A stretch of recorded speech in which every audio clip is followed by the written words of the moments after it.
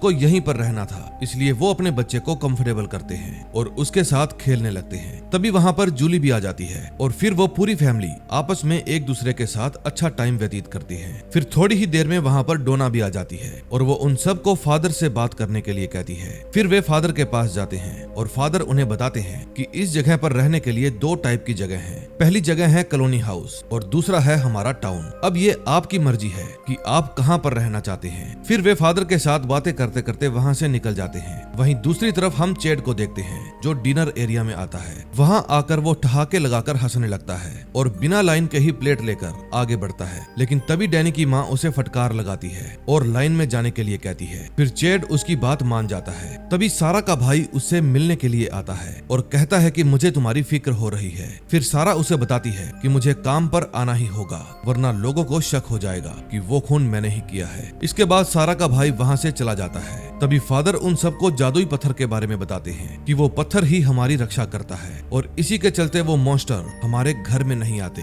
वो बस हमसे परमिशन मांगते हैं और अगर किसी ने गलती से उन्हें परमिशन दे दी तो फिर वे घर में घुस जाते हैं और कत्ले आम मचा देते हैं। फिर फादर उनको घर के बाहर पड़े बड़े बॉक्स के बारे में बताते हैं कि अगर यहाँ पर कोई बड़ा क्राइम करेगा तो उसे इसी बॉक्स में डाल दिया जाएगा और रात में वो मॉन्स्टर उसे जान से मार देंगे। अब इस बात से तबीता बहुत डर जाती है, लेकिन फादर उन्हें बताते हैं कि हमने आज तक कभी भी इस बॉक्स को यूज नहीं किया है, आज पहली बार इसका इस्तेमाल होगा। फिर फादर उन्हें फ्रैंक के घर ले जाते हैं जहाँ पर उसकी फैमिली रहा करती थी। अब ये घर पूरी तरह से खाली हो चुका था क्योंकि फ्रैंक की वजह से ही उसकी वाइफ और बच्ची मारी गई थी। फिर तबीता उस जगह को देखती है जहां उन मॉन्स्टर्स ने उन दोनों को मारा था। उस जगह पर अभी भी खून बिखरा हुआ था। फिर तबीता वो जगह देखकर घबरा जाती है और इस जगह पर रहने से इनकार कर देती है। फिर जिम उसे समझाता है कि हम सभी अब इस जगह पर फंस चुके हैं और हमें किसी भी तरह इस जगह पर एडजस्ट करना होगा। फिर तबीता उसकी बात मान जाती है। अगले सीन में हम देखते हैं फ्रैंक और वॉइड दोनों जंगल में जाते हैं। फ्रैंक बताता है कि अक्सर मैं यहाँ अपनी बेटी के साथ आया करता था और फिर हम यहाँ पर खूब मस्ती किया करते थे, लेकिन मेरी ही गलती की वजह से वो मारी गई। अब मेरी बारी है। फिर वो वॉइड से कुछ पल अकेले बिताने के लिए परमिशन मांगता है और वॉइड मान जाता है। दूसरी तरफ कॉलोनी हाउस में एलिस इथन को एक लकड़ी का सपोर्ट देता है ताकि वो चल पाए, लेकिन ये चीज जूली को काफी अजीब लगती है और वो फातिमा से कहती है कि आखिर तुम सब हमारी हेल्प क्यों कर रहे हो। इस बात पर फातिमा उसे कहती है कि यहाँ पर हम सभी बहुत अकेले हैं और हर कोई चाहता है कि वो किसी की हेल्प करे ताकि कुछ पल के लिए ही सही हमारा अकेलापन दूर हो जाए। उस समय डैनी और चेड एक दूसरे से बात कर रहे थे। फिर चेड कहता है कि मैं जानता हूँ कि बाकी के मेंबर्स भी यहीं कहीं पर छुपे होंगे और शायद तुम मुझे कोई क्लू देने के लिए आए हो, लेकिन डैनी उसे समझाने लगता है कि ऐसा कुछ भी नहीं है, मैं बस तुम्हारी हेल्प करना चाहता था। इसके बाद चेड वहाँ से चला जाता है। तभी वहाँ पर क्रिस्टी आ जाती है और डैनी उसे चेड के बारे में बताने लग जाता है। दूसरी तरफ विक्टर अपनी कैलकुलेशन कर रहा था। फिर जब वो जंगल की तरफ जाता है तो उसे वहाँ पर ईथन मिलता है और वो विक्टर से पूछता है कि तुम क्या ढूंढ रहे हो, लेकिन विक्टर उसे बताता है कि मैं तुम्हें बिल्कुल भी पसंद नहीं करता।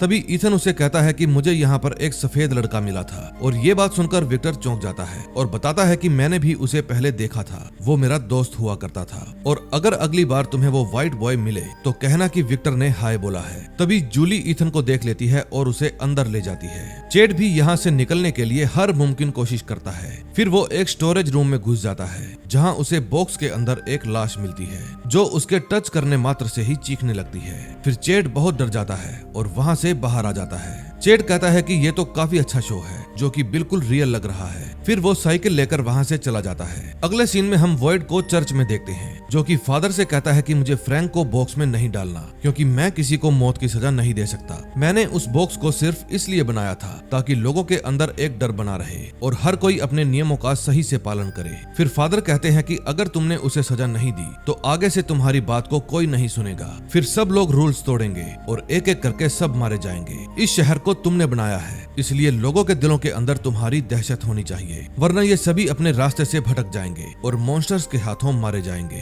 फिर वॉइड अगेन कहता है कि मैं किसी की जान नहीं ले सकता, लेकिन फादर उसे समझाते हैं कि तुम अपना रूल नहीं तोड़ सकते। फिर वॉइड फादर को घटिया प्रीस्ट बोलकर वहाँ से चला जाता है। फिर वो खुद ही उस बॉक्स के अंदर आ जाता है और उदास होकर बैठ जाता है। तभी उसे अपनी पत्नी की याद आने लगती है। फिर वो फ्रैंक के पास जाता है और कहता है कि तुम ये जादुई पत्थर उस बॉक्स में छुपा देना ताकि वो मॉन्स्टर तुम्हें नुकसान ना पहुंचा पाए। फिर फ्रैंक पूछता है कि अगर मैं बच भी गया तो तुम लोगों को क्या जवाब दोगे। ये बात सुनकर वॉयड खुद ही कंफ्यूज हो जाता है और वहाँ से चला जाता है। फिर कुछ देर बाद फादर जिम और उसके फैमिली से पूछता है कि तुम लोग कहाँ रहना चाहोगे, लेकिन तभी वहाँ पर वॉयड आ जाता है और उन सबसे कहता है कि फ्रैंक नशे में था, इसीलिए उसके परिवार की जान गई और ये बस एक एक्सीडेंट था। तभी वहाँ पर फ्रैंक आता है और उन सबसे कहता है कि मैं काफी दिनों से इस जगह के बारे में सोच रहा था। जब मैं इस जगह में फंसा तो मेरे पास मेरा परिवार था जिनके साथ मैं बहुत खुश था, लेकिन मेरी ही गलती की वजह से वे